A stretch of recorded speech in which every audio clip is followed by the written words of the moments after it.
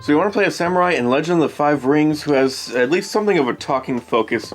You think it may be like a calm, disciplined monk who could beat the crap out of you if he wanted, but really he wants peace and he wants to use his wisdom and his knowledge and his talking ability to bring people together or throw down your swords and talk about your issues in a couple different ways. Or you can be more of a well-disciplined military leader who's good at instilling discipline in his troops.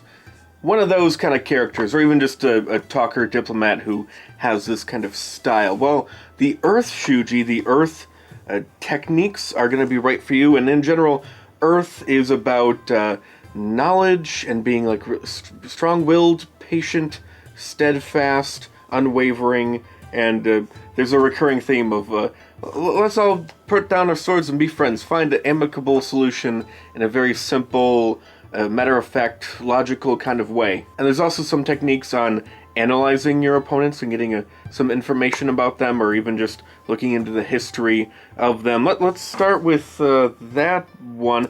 Of the 8 techniques we have here, 4 of them are rank 1. The other 4 is just one each of a rank 2, a rank 3, a rank 4, and a rank 5.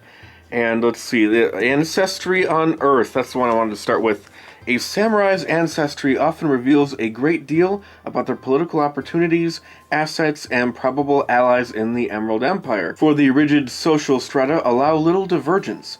Any courtier can likely dredge up another samurai's lineage from the dark corners of their mind, but some can recall it in an instant. So basically, pick a character and you might be able to know stuff about their ancestry, and it's a little weird. It starts off where you can know a sworn oath that the family has taken in the past, so it's kind of specific. Then after that, depending on how well you roll, you also could know secrets in their past. Eventually one that they might not even know about. Some horrendous secret that they don't know, and you could reveal it right then and there, or whenever you want. This is one of those techniques where if I was a player, an Earth-based talker person, I would really want to maximize this 3 Earth Ring, max out whatever skills required for this, or wide variety of scholar or social skills, it depends. Or whatever makes sense in the situation, I guess. Because I would make it my campaign goal to know some devastating secret about the family lineage of every single one of my party members. Just to know, just to have that knowledge, and especially one that they don't know. That would be even cooler.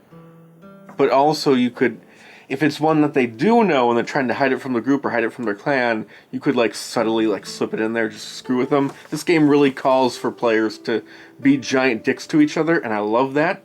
Whether it's directly or indirectly, subtly or not so subtly, it's fun. This is a great way to do that. I really love this technique. I love that it exists. That is awesome. Now let's move on to Stonewall Tactics, another really awesome one. This is the token use in combat. Actually, there's a lot of Earth Shuji you can use in combat because there's a couple let's have peace techniques, but this is different. This is actually, it's a combat technique, or at least can be. Stonewall Tactics. So, the courtier makes themselves impossible for the target to ignore, raising a pressing concern that must be addressed first, or physically planting themselves between a rival and their allies. So, as you might guess from that description, it can work in a social encounter, or when you're doing an attack, you can make it so, basically there's a penalty if they go after anyone but you. So pick a target and they are incentivized to go after you if they want their check to be worth anything. But I really wish I had done this series earlier, because Stonewall Tactics would have been great to know and bring up during my bodyguard video, that 2-parter where I talked about playing a bodyguard in general, because you can plant yourself in between the target and the person you're guarding, but not necessarily having to use the guard action. I mean, you might not have Crescent Moon style yet, or you may not never want Crescent Moon style yet, which allows you to counterattack while you're guarding someone. So this is an alternate way of protecting someone. When you're in our stance and do an attack on someone, you can then basically debuff them so they have a harder time hitting the person you're protecting. Protecting in air quotes. Or, if you do have Crescent Moon style, use your action to guard someone activate Crescent Moon style because you rolled well enough, and then if someone attacks you or the person you're guarding, one, they have the defensive buff because you're guarding them, and two, when you counterattack because of Crescent Moon style, you can then use Stonewall Tactics to debuff the attacker and guard the person you're guarding even better for the next turn. So it could work, it could happen. You have to spend quite a bit of opportunity to do that, but it's possible. So yeah, any wannabe bodyguard type characters, keep an eye out for Stonewall Tactics in the curriculum of your potential bodyguard schools. Now, honest assessment. Honesty is a virtue of Bushido, but direct honesty is often seen as rudeness amongst the samurai. Instead, one is expected to find a polite way to imply one's meaning to spare the feelings of the other involved. As a result, directness can be something of a rare and valuable commodity. So you make an assessment of a target's weakness, a disadvantage, but it has to be a known disadvantage. You're not discovering what their disadvantage is so you can use against them later. It has to be a known disadvantage. Really what you're doing is you're bringing it to light in a polite way so that they can kind of temporarily overcome it or sidestep or find a way around it, I guess. They aren't bothered by the disadvantage for a time. And this gets really awesome. I mean, yes, you can do this with multiple disadvantages, blah, blah, blah. I don't care about that. The other thing that you could do with this, with the new opportunity things, you can actually just make it a buff for a wide variety of skill checks as long as it uses the ring that this particular disadvantage is attached to. And it's a really significant change. So yeah, that's mostly what I would use it for. Not even the other stuff. I mean, I guess not having their disadvantage be used by the GM against them is fine. It's the other thing, helping their skill check in such a huge way. That's awesome. I love that. So if you're fighting a giant magical spider and your buddy has a phobia of spiders, well, you could just make an honest assessment. Like, look, let's be honest. You're afraid of spiders. And then everyone at the table is like, yeah, I know. He's role-playing his character so that he's peeing his pants. We all know that he's afraid of spiders. Let's be honest, you're afraid of spiders though, right? So therefore, you're not afraid of spiders anymore, and also, you're going to be really better at punching that spider in the face, because I rolled really well. When I say it out loud, it seems really stupid, but it's just a really good talent. I love it. Anyway, now we do have a more traditional analyze a samurai to find out their weaknesses type of technique in the form of our final rank 1. Weight of duty. All samurai know the pressure of expectation in countless forms.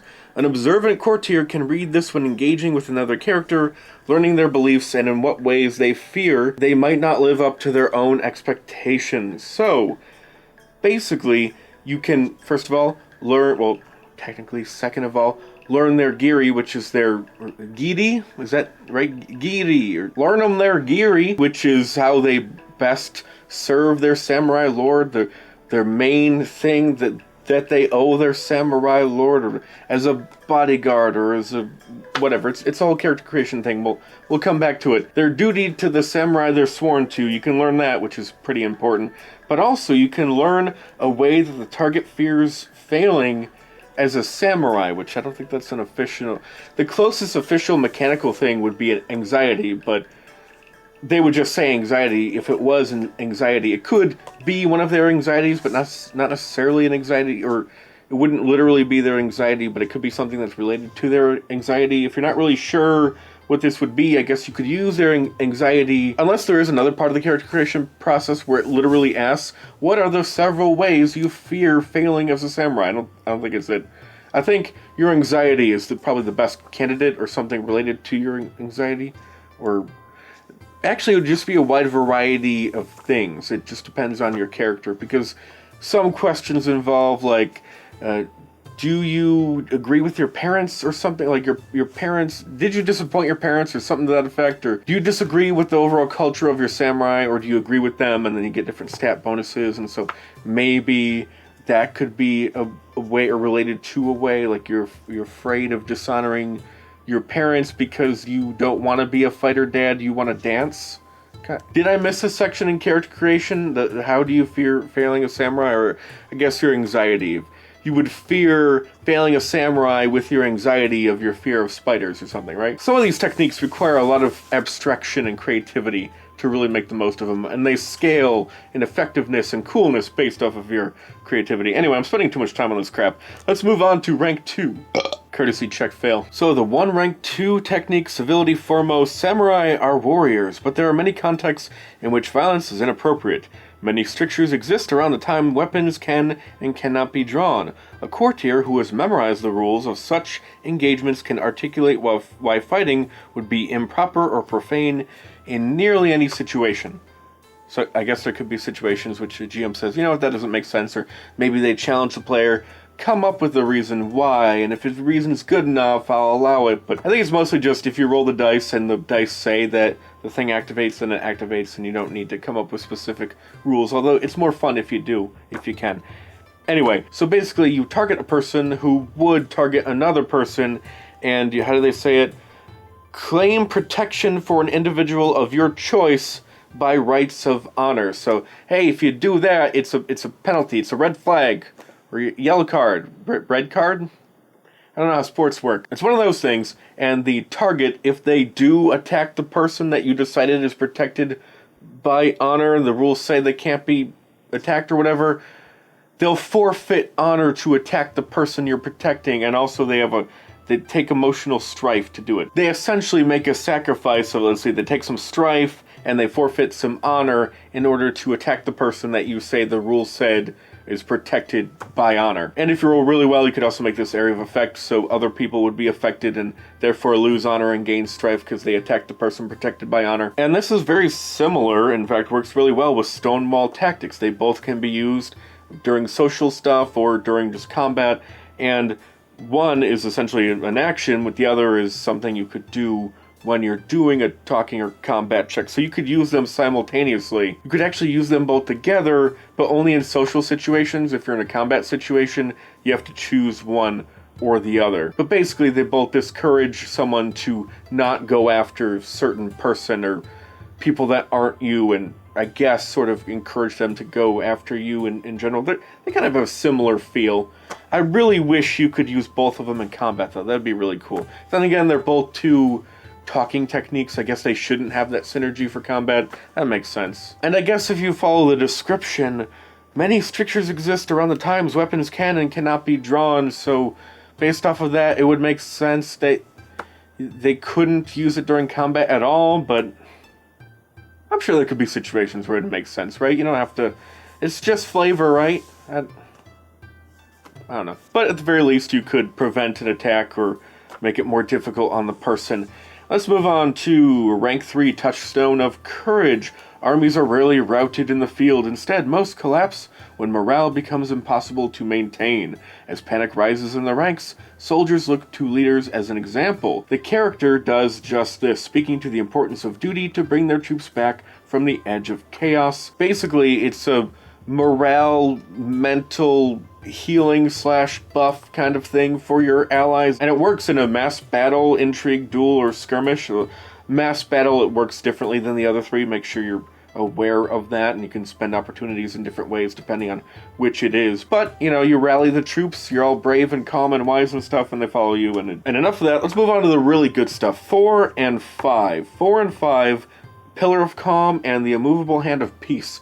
Both deal with convincing people to throw their weapons down and talk it out in various ways, in ways that they can work together fairly well depending on the situation. Let's go into it. Pillar of Calm, the rank 4. The character calls for reason to prevail and swords to be sheathed, appealing to a common ideal or greater threat that stands before the belligerent parties. This one is really cool because you can do a talking check to de-escalate a mass battle, skirmish, duel, or whatever, like down levels. So a mass battle could become a skirmish, or a skirmish could become a duel could become an intrigue, and now it's just a talking situation. If you roll really well enough, if your stats are high enough, you could turn a mass battle into just a diplomatic negotiation, or just a duel between two champions, or me and my 6 buddies versus you and your 6 buddies, or whatever else. Finally, the Immovable Hand of Peace. The courtier calls for the warriors in the field to lay down their arms and withdraw with such unquestionable conviction that even the fires of hate are temporarily smothered. This is something you cannot do this often, but when you succeed, you can stop the fight, which can't be a mass battle unless you roll well enough, but it can be a duel or skirmish by default, and basically you have a time limit where, depending on how well you roll, you have a set number of rounds for the conflict, whatever it is, to be resolved, and if it is, well, then you avoid the fight, but if not, then you have to go back to the state that it was in. That's important to point out the differences here between these two. Pillar of Calm, you have to target all of the leaders for it to work, and you can only target a number of leaders equal to, like, the school ranks, whatever.